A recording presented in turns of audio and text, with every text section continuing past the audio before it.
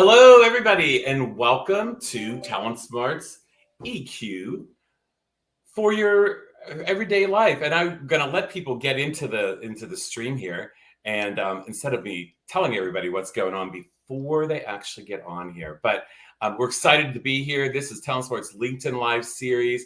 Love to know where you're from, so put it into the comments. Let us know where you're coming from, who you're with, if you'd like to share that with us as well. And as soon as that starts happening, we'll call out some of you and let us know where you're from. Today, I'm really excited about this topic. It is the power of psychological safety. And probably we've all heard the term or the phrase, but it's really been kind of hot the last couple of years. And we're going to bring to you just really the power of it and how we even connect emotional intelligence to psychological safety. For those of you who are unfamiliar with Talent Smart, we happen to be the world's premier provider of emotional intelligence assessments and programs around the world. We are based in San Diego, California, which when I introduce my two guests, they are both there. I happen to be from the East Coast. I'm in Pittsburgh, Pennsylvania. So let us know where you're from. I see some LA from Karen, awesome, Charleston. I see from Saudi Arabia, thank you for joining us. I'm curious as to what time it is over there. In Romania, Long Island, New York as well. And then from Chicago and some more from Illinois. Thank you all for joining us. We greatly appreciate it. I'm David Brzezowski. I'll be your moderator today. I am one of the directors of training here at Talent Smart. So let me introduce to you my two guests as we get ready to talk about the power of psychological safety. First off, we have our Executive Vice President of Applied Research here at Talent Smart. That is Dr. Maggie Sass. Maggie actually oversees our product and services portfolio, including our assessment suite. And as her title implies, she takes all of our research and she puts it into practical application to be able to talk to our clients about how to use it best for them. Maggie has spent, before coming to Talent Smart, over 10 years in the leadership development space, and she has worked with many client organizations to figure out how to positively impact psychological safety. So thank you, Maggie, for being here. Yeah, thanks for having me. Joining us also happens to be one of my peers, another director of training here at Talent Smart. This is Josh Rosenthal. And Josh, he, besides doing what I does, delivers our programs across our catalog and does any of our keynotes, also conference presentations. He's been with Talent Smart now for just about 5 years and has worked in the space for about 20 years. Recently, he delivered our very powerful webinar on EQ and psychological safety. So it makes total sense that Josh is joining us for this conversation because I know you've done a lot of research on this as well, Josh. So thank you for being with us as well. Yes, thank you for having me. Yeah, and keep coming into our comment section. Listen, throughout the time here, if a question comes up, by all means, please put it in there. My goal is going to be to tackle as many of the questions as we possibly can. If you have a comment about something that Josh or Maggie or I say, love to hear those as well. So thank you so much. Keep all that information coming. And Maggie, I want to start with you.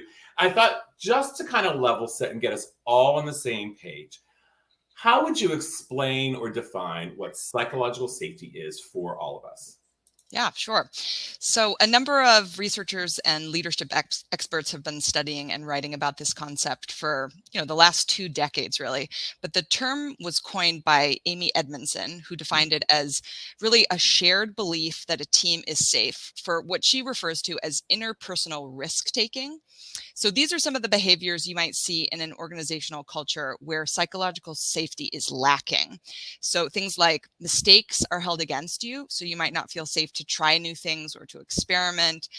You or other members of the team maybe don't feel comfortable bringing up problems that you see or tough issues because you're afraid or fearful of repercussions. People are rejected for being different or having different opinions, it really plays into this idea of, unique strengths and skills aren't being valued. They're not being leveraged. It might look like feels hard to ask for help.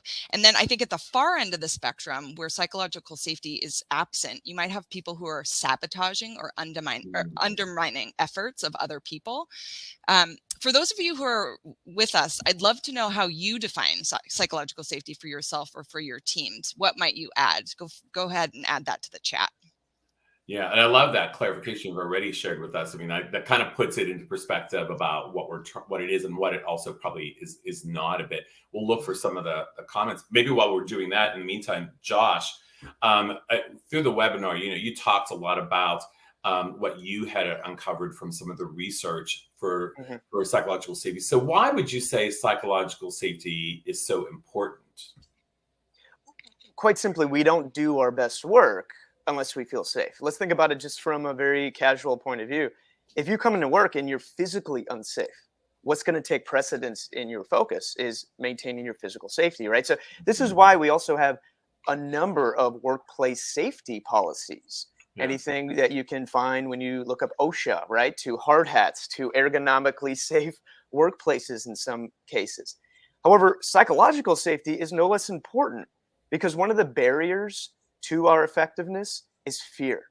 When you think about it, whether at work or at home or amongst friends, when you are afraid to speak up, to share your views, when you're afraid maybe to not share your views because you think that's what's expected of you, when you're afraid, as we just heard, to fail in front of others, to show weakness, to show limitations, we're not going to do our best work in those contexts. So, this is why the idea and the execution of psychological safety is just so important. So people feel free to do their best work and really be their best selves. Yeah, I love how you compared that to other safety that we do in companies. And so psychological safety has sometimes been what's lacking. Maggie, what else would you add to that? Yeah, I just want to stress what Josh just said about fear, because I think that's Mhm. really important. Fear inside an organization is incredibly motivating, almost always in the wrong direction. So, at an extreme, it can teach people to not call things out that are going wrong. It might teach you to hide unethical or illegal behavior.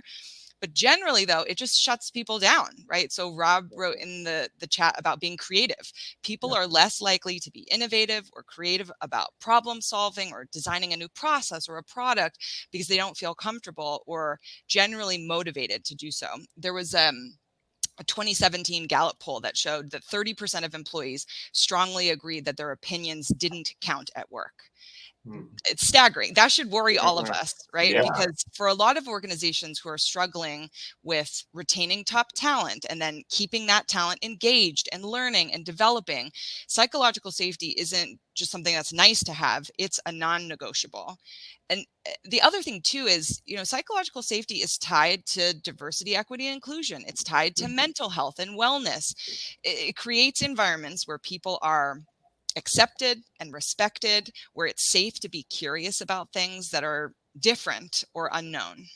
Yeah, I'm not sure, Maggie, if you saw what Heather added. I love this. So she says, feeling safe to share and be vulnerable so I can be my authentic self and not Mhm. having to feel I must play a person to protect my mental and emotional health. Yeah, Absolutely. I mean, Maggie, any comments to that? Because I think that's so powerful what Heather just said there. Yes, I vote for Heather. Yes, Yeah. absolutely.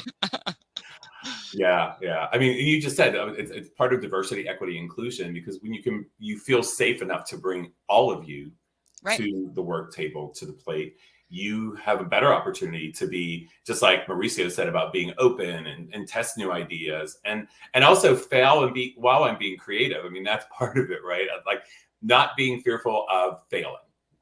The other Mhm. thing, the other Mhm. thing I would say relative to what Heather said that I think is important is you don't want your employees to be spending their mental bandwidth being Yeah, worried about Yeah. these things because then they're not putting their energy and attention into your business. This is a business imperative.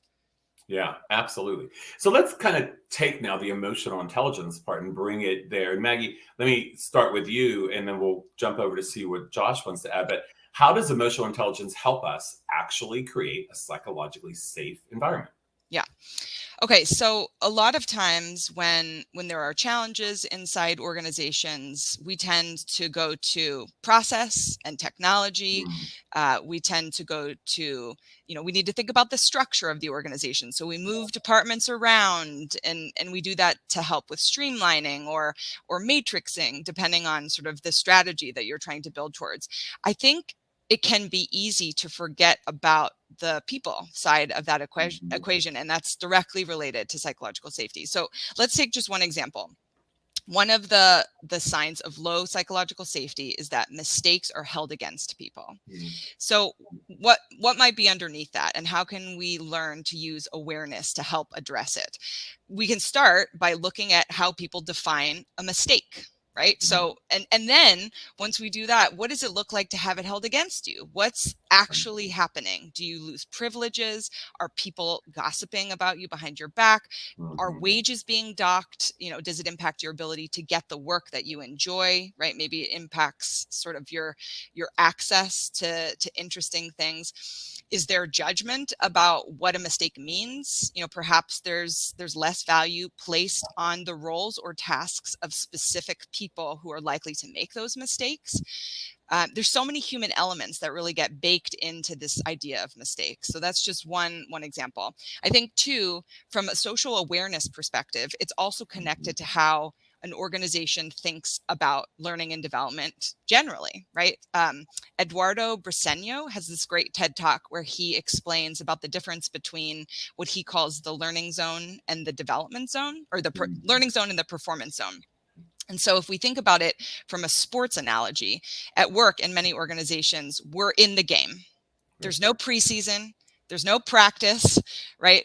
Everything counts. And that means that everything can count against you if you get it wrong. And I think that's just not realistic. That's not how people actually learn to do things. We have to figure out how to build the space into our workday, into the way our teams actually operate, to experiment so that we can fail fast, we can iterate, we can learn together, we can give each other feedback, we can try again, all in very calculated ways, right? Where we're looking at mitigating risk. But we need to do that so that when it really counts, we're ready. Yeah, that made you think about when you were talking about that, about when we do brainstorming sessions, not just here at Talent Smart, but anywhere. Often we start a brainstorming session of nothing's wrong, everything's okay.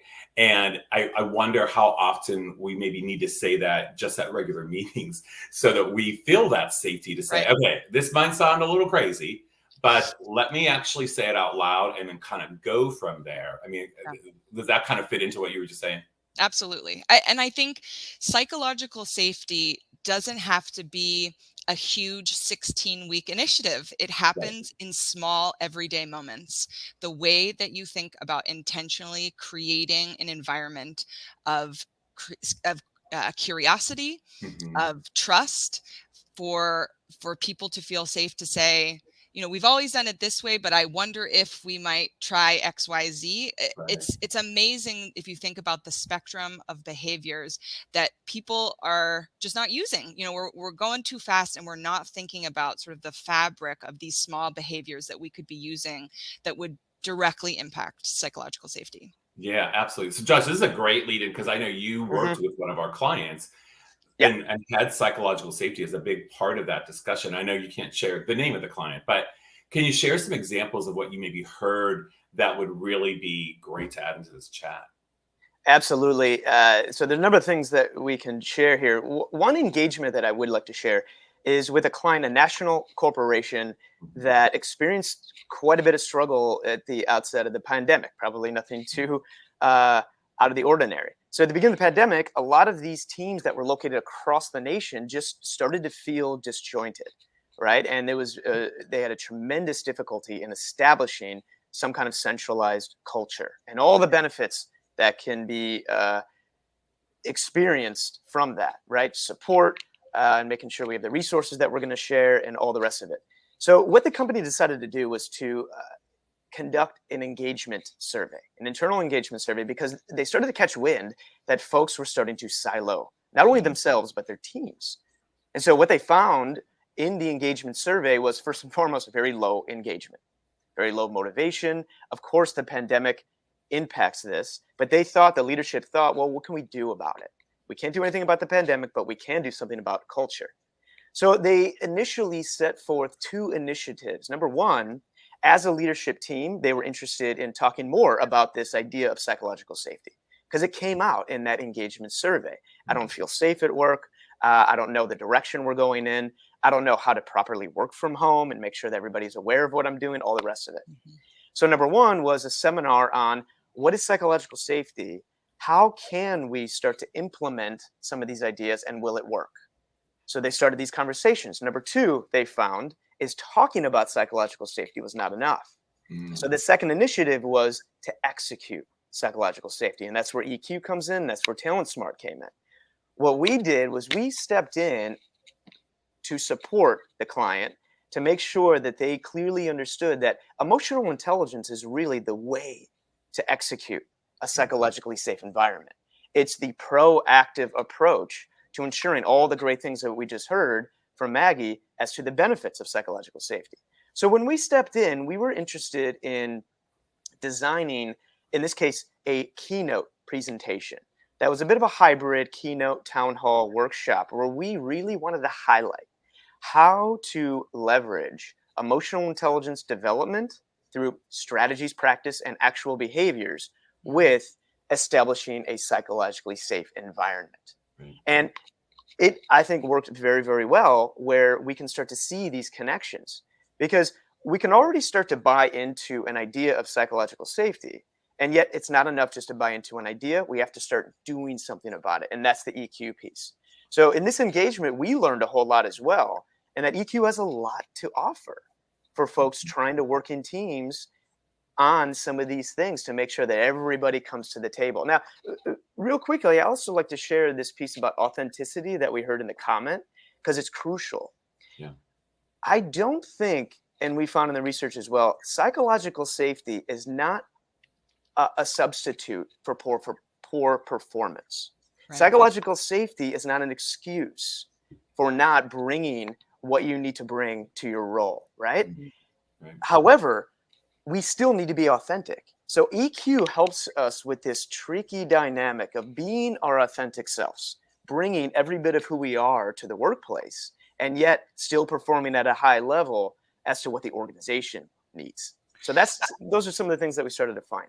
I love that you said that because I feel like I talk to clients all the time that have this sort of false binary where Yes, it's like we're either nice or we're effective, exactly. or we have psychological safety or we're executing. And it's not an either or, it's a both and. The other thing that I would say I love about your client example, and I think is hard to remember for organizations, is you can't just put up a psychological safety poster in the break room or, send an email or something on Teams and just say like, boop, we did it. Here you go. It's also about understanding what to do, but not just what to do, but how to do it. Yes. Right. So we can say all day, give feedback, be curious, have better conversations. And not everybody understands what that actually looks like. People have different ideas about what that might look like.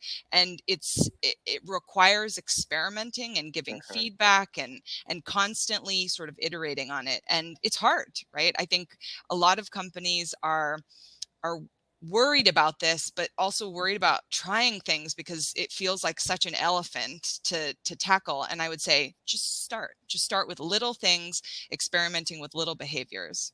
Yeah, that really resonated with me when you just said that about like the concern about how to do it. And I think a lot of times when they start talking about it as an organization, they're thinking so big. Right. And really, I think what you just said about like that kind of starts small. So, I mean, we have strategies here at Talent Smart that we use. So from an individual standpoint, Maggie, what would you share might be a couple of strategies that we'd share with people to start thinking about and then building on from there? Yeah. So I think the thing to remember as we talk about strategies is that organizations or teams aren't 100% psychologically safe or 0%. Right. Most of the time, it's a mix. Some teams are getting it more right more often, right? And it shows up in how they collaborate and how they're communicating and how they execute. But it's also not static, like I said, right? It's not a poster. You don't achieve psychological safety and then call it a day.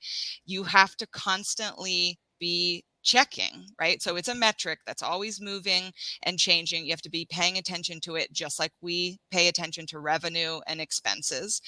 And so to that, thinking about my favorite strategies, I would say one of my favorite emotional intelligence behaviors that can help create psychologically safe spaces is watching body language. Yeah. So, some people have this funny tell when they're frustrated or maybe upset that they have agreed to do something. Maybe it's a decision that they don't love, it's gone in the opposite way they wanted, or it's a delay, or it's a task that's been added to their already overflowing plate, where they will verbally say sure while shaking their head side to side, right? And so it typically in the US, right, that is the nonverbal for no. So you're getting some mixed messages there. And I think nonverbal behavior is a huge key to what's actually being said. So things like body posture or eye movement, hand gestures, facial expressions, all of those are really helpful in giving information about maybe how safe somebody might feel or how worried they are about speaking up. I remember when we were all experiencing extreme Zoom fatigue, months into the pandemic, that there was a lot of conversation about turn your camera on or not, right? When should you have your camera on or not? And I think fatigue is a real thing. And I think there should be organizational discussions about the types of meetings it's important to have your camera on and when it might not be as important. For me, one-on-ones with my direct reports, it's essential for me to see your face because of this very reason. I need to be able to watch for if the energy shifts in a conversation. And so I think it's about deciding when to turn the lever on or not, where you have some of these tools. So that's the first one. I think the second one for me is soliciting feedback and then being an expert in accepting feedback, which is very, very hard to do. And I would say the number one mistake that people make is this mindset that listening means acceptance, right? So if Josh and I deeply disagree about something, I think sometimes it can feel almost aggressive just to remain in the conversation together. Like my ears are being hurt by being in this conversation. And that's how we get further and further apart from each other, right? We have to stay in the conversations to be able to find productive ways to move together. So what I would say is if somebody gets brave enough to share something with you, to give you some feedback, especially if things aren't going well, the fastest way to build trust is to listen to what they're saying and not saying, going back to the nonverbal piece, not defend or argue about what you believe, right? Your job is to say thank you, give them the space to be heard, and then figure out what you're going to do about it, right? So after you've said thank you, decide, talk to other people, and then follow back up. I think a lot of times when I have talked with clients who are really struggling with trying to build a feedback culture, it's because they're like, we're getting feedback about things that we cannot change. And I say, that's okay. Sometimes your hands are tied. There isn't anything to do. Say that out loud and acknowledge that it might be frustrating to the person who shared that feedback with you. Maybe think through some short-term solutions. The thing to remember is that feedback is not necessarily your directive to fix everything, but it is an opportunity to create an open line of communication and really work together to find the best solution given the circumstances and the constraints.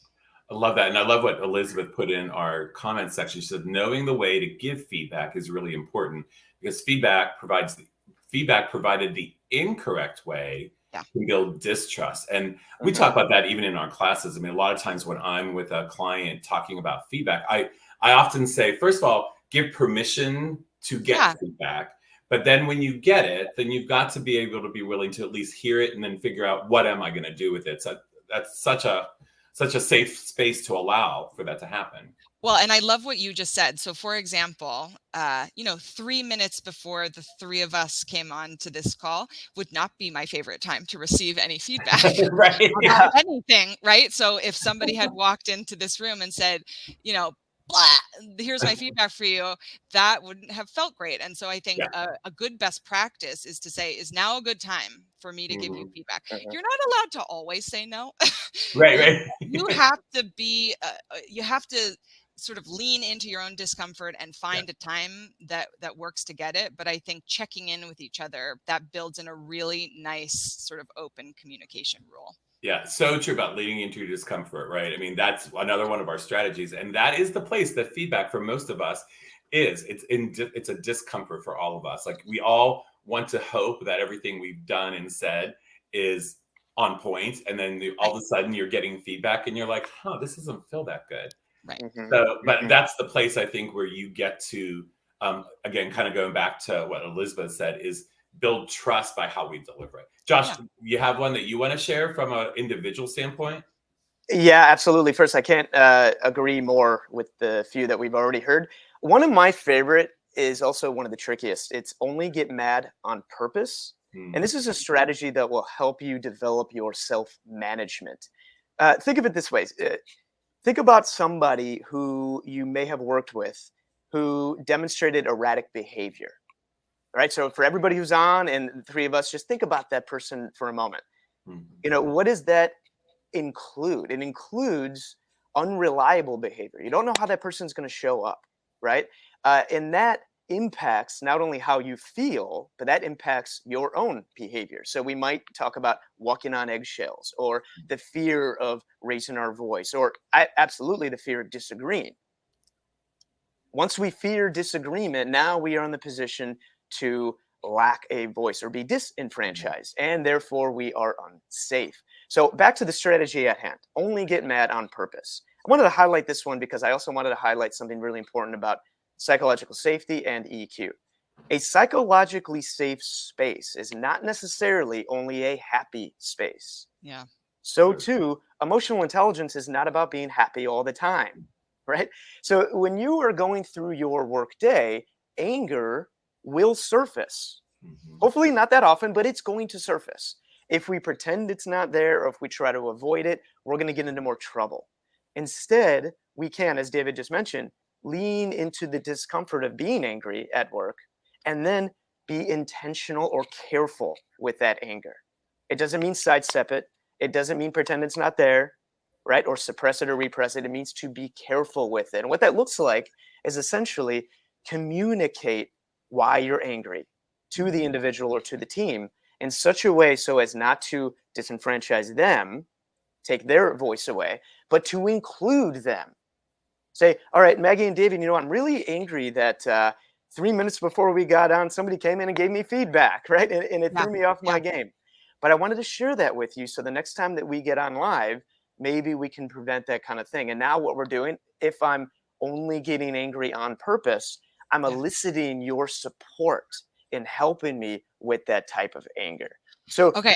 Yeah. Can I jump in? I love what you just said. And I think when we talk to clients specifically about anger at work, so many people say, you can't get angry at work. Anger is a really inappropriate workplace behavior. And I think it's because there is a differentiating between displaying anger and saying anger, right? So just saying I'm angry about X and explaining it, I think is incredibly impactful and is good information. If you're throwing a shoe, don't do that, right? The display of emotion doesn't necessarily always create a safe space, physically or otherwise, right? But I think getting more comfortable expanding our capacity and comfort with using emotional language makes us all better.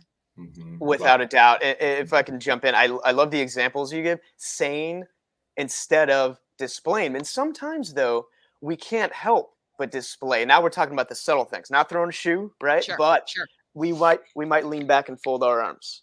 We might start doing this without even realizing it, right? Sighing. And once we start working on a team, we start to notice these things. So it's to pick up on those cues. So now we're sort of synthesizing some of the strategies we've heard. If once you pay attention to body language, you could start to see the signs of that anger surface in yourself, and then you can be careful with it, intentional. You know, Greg mentioned that about self-management, right? Yes. So to your point, that's what you're saying is like, that might be your initial sort of first response, but over time, as you can pick up on that in yourself, right? Because you're not ignoring it, you can learn to figure out like, okay, if I lean back in my chair and cross my arms, that might get misconstrued. So I'm going to work on sort of behaving differently right now and figure out how to do it better. Yeah. So team, Josh, you've been talking about teams a little bit. So there is a little bit of a difference for psychological safety as individually that I'm trying to work through that in teams. I know you talked about that on the webinar. Anything that you're thinking of from a team standpoint specifically, you might share. Yes. Can you hear me okay? You were cutting out just a little bit. You're good. Okay. Yeah, it's really important to see the relationships between individual EQ work and team EQ work, right? And it just occurs in different scales. Both approaches are really vital to establish Mhm. psychological safety. Hello? Are you with me? Yeah, we're Mhm. with you. Excellent. Okay. Sorry, cutting in and out. So really, it occurs on both levels. For example, let's say individually you want to increase your ability to manage yourself. And so in doing so, you want to practice the behavioral strategy we just talked about. Only get mad on purpose. Mhm. While you're doing that, you're also working with others on a team. And when you collaborate, your teammates and your team generally can start to build your emotion awareness, a team EQ strategy of noticing and acknowledging discomfort. So while your team is Mhm. noticing and acknowledging your own discomfort, perhaps they can spot the signs of your discomfort before they escalate to anger, before I am throwing that shoe, right? So now they are already supporting you through being careful with that anger. So you see, it works on two levels simultaneously. We have the individual level, only get mad on purpose, for example, and the team level, notice and acknowledge discomfort, for example.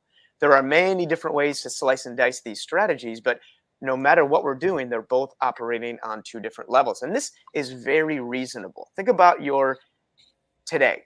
Think about your workday today. You're going to go retreat and do your own work for a number of moments, if not hours. But then it's at some point you're going to share that work with the team. Same goes for psychological safety. We need to work on it individually. We need to work on it at the team level. Yeah, Rob put a great comment in the chat here. This is the challenge is being open to moments, knowing that members on a team are using words to pull you up. So when they're noticing discomfort, how Mhm. are they as a team doing that? Any kind of comment to that, Josh? Because I know you've worked with the teams a lot. Absolutely. It's really about knowing who you're working with. And this takes time. It's not easy. Because what makes people tick is going to be different over time, not only across individuals, but across days for the same individual. So we really need to tap into our strengths so we can leverage them. We need to tap into the moments when we might need to show weakness, limitations, and this is back to that key piece of failure. We need to provide a safety net for folks to try new things and fail. Otherwise, there's no possibility to innovate. Yeah. Yeah. So psychological safety, we know it's been out there for a while, but why now? Like, why is it even more important? I'm going to start with you, Maggie, today than ever, because really we've heard this, and I've heard some people say to me, "Oh, that's a buzzword now," but Yeah. it's not like it's a brand new concept. So why so important today more than ever? Yeah. Um, Yeah, it's a good question. I think, like I mentioned, people have been studying this for decades. So it isn't, like you said, brand new. It does feel a bit nuanced to me in the last couple of years. And I think the pandemic and how that shifted our realities of work was a big part of it. The other thing is, as most of corporate America went home to work from home Yeah. in early 2020, there were also really big conversations happening about and happening globally, not just in this country, about social justice and physical safety and the different ways that manifest. And I think people really started thinking about their own personal safety and what that looked like, felt like at work, right? I remember hearing from HR leaders who were saying, I've been in this business, I've been in this work for 30 years, and I'm having conversations I have never had before Mhm, that I am mhm, not prepared for. Things like, I'm afraid of dying of COVID, or mhm, someone's getting sick and I'm terrified, or conversations about social justice and what that meant for them personally, how that was impacting their organizations. So I think that's a big piece of this, is that it's tied into much bigger conversations about identity and what it means to work as an individual, as a team, and how that impacts the way we think about organizational culture. mhm, Yeah, mhm. I also think about it from like the personal side, right? Like, so where does this fit psychological safety in our home life? I mean, Yeah. Oh yeah. that because we spent so much time at home. First of all, sometimes we met people that we have been living with for a while, and kind of didn't realize who they were. Yeah. And because I'm now spending this extra amount of time, I Yeah. may have needed to create some psychological safety in my own home, with whether it was just you and a significant other, or if it was also a family now that had to Sure. set some boundaries and all that. And so every time I hear psychological safety in the past couple of years, I think at home, this is as important, if not more, because we're at home more often than we have been at the office. That's Mhm. right. The thing that that makes me think of is, so my husband and I welcomed our first child in early 2020, and so we've talked a lot, not specifically using the phrase emotional or psychological safety, but about creating an environment in our home where mistakes are okay. Like, I do not want to raise a child who is afraid to spill the milk Right. or destroy everything, which is what he does. And I want it to be a space of curiosity and exploration. But a lot of the parenting behaviors that we try to use is to create that space and to really think about how we define mistake, and to Josh's point, failure. And it's just such an interesting time, because I think there's so many big conversations happening right now where our conceptualization of things that we have just taken as fact are being turned on their head, and we're really trying to think differently about the lives that we want to cultivate and nurture, both at home and at work. Yeah. If I could just share, I couldn't agree more that this absolutely impacts life beyond work. Even if it's something that's simple, and this is really what threw us all for the challenges at the beginning of the pandemic and throughout. It can come down to something as simple as, do you feel safe when your dog starts barking in the middle of a Zoom meeting, or when the Amazon guy comes and knocks on the door and the whole house erupts? Are folks going to look at you like you're doing something wrong? Right? And so a lot of these types of dynamics we never really had to deal with before. And now what I think the key piece here is that emotional intelligence piece, is the behaviors that we present to others day in and day out are what contribute to a space. So when we talk about building a space of psychological safety, it's not so much about leadership of an organization bestowing upon everybody else, this is what we're going to do from here on out, follow suit. It's every time you send an email. It's every time you connect with coworkers. It's every time you are working individually and starting to feel something about that work and how you present it to other people. In other words, spaces are created in the very minor details of how we interact. And that's the EQ potential. The more we can start to implement high emotional intelligence behaviors, the more we can create whatever space we find most advantageous to what it is we're trying to do. So I love that, Josh. And I think the example that I always think of for me is, I am an extroverted processor. And so I have to be talking to know what I think. And a lot of times that's happening for the first time in meetings with groups, right? And so I think my ability to do that, to have the space and the grace to be saying potentially crazy things, right, that are counter to the way that we've thought about our business, or to the way that we've done things in the past, I think is essential, like a paramount for me to be able to show up at my full potential, to be a full member of the team.